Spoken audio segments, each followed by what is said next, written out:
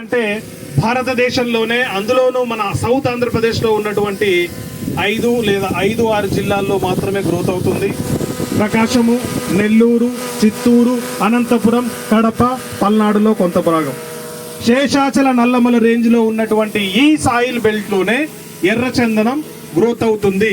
Growth అవ్వడం అంటే నా ఉద్దేశం ఏంటి అని అంటే హార్ట్ వుడ్ కనిపిస్తుంది మనకు లోపల. మిగతా ప్రాంతాల్లో కూడా ఎర్రచందనం వేశారు, ఇక్కడ కూడా మొక్కలు పెరుగుతున్నాయి కదండి అని అంటే హార్ట్ వుడ్ రావాలి.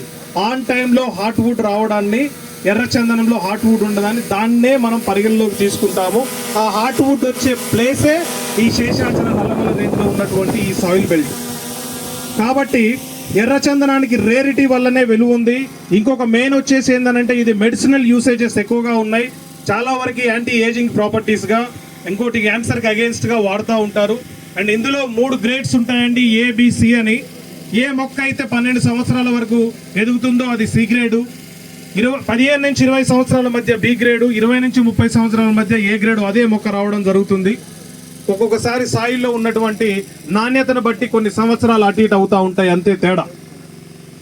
అయితే ఇందులో మనం ఇచ్చేది ఏంటి అని అంటే C గ్రేడ్ ఇవ్వగలుగుతాం, ఎందుకంటే మనం 12 సంవత్సరాలు మాత్రం చేయగలుగుతున్నాం. కాబట్టి అంతకు మించి ఎవరు మనం మూమెంటం చేయలేము. కస్టమర్లు కూడా ఇన్వెస్ట్మెంట్ చేస్తే అన్ని సంవత్సరాలు ఆగలేరు. కాబట్టి మనం C గ్రేడ్ మీదనే, క్వాలిటీ మీదనే కాన్సన్ట్రేట్ చేసి ముందుకు వెళ్ళడం జరుగుతుంది.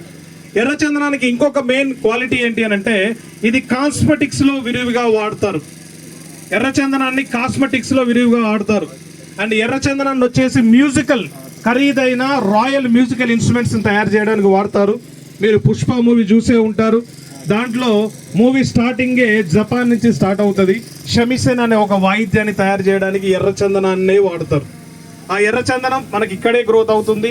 ఇక్కడి నుంచి ఇంపోర్ట్ చేసుకుంటారు జపాన్లో కానీ, మన చైనాలో కానీ. భారతదేశంలో కంటే ఎర్రచందనం మీద అత్యంత మార్కెట్ ఉన్నటువంటి కంట్రీస్ కొన్ని ఉన్నాయి. దాంట్లో మొదటిది చైనా.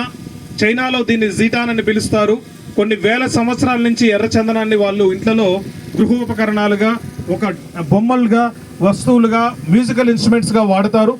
మనం లాఫింగ్ బుద్ధాని ఎలా వాళ్ళు మంచి జరుగుతుందని భావిస్తారో, ఎర్రచందనానికి సంబంధించినటువంటి ఏదైనా పరికరం కానీ, వస్తువు కానీ ఇంట్లో ఉంటే డబ్బు కలిసి వస్తుందని కింగ్ డైనాసిటీ నుంచి ఆల్మోస్ట్ 1000 years ప్లస్ నుంచి వాళ్ళు భావించడం జరుగుతుంది.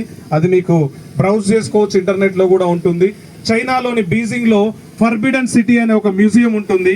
ఆ మ్యూజియంలో 99% వచ్చేసి ఎర్రచందనం ఉత్పత్తులకు సంబంధించినవి, పాతకాలంలో వాడినవే అక్కడ కనిపిస్తూ ఉంటాయి. సో చైనా ఒకటి, జపాన్ ఒకటి, థాయిలాండ్, మియన్మారు, నేపాల్ అండ్ భారతదేశము దీది ట్రెడిషనల్గా, మెడిసినల్గా ఇంపోర్ట్ చేసుకుంటున్నటువంటిది. జర్మనీలో వచ్చేసి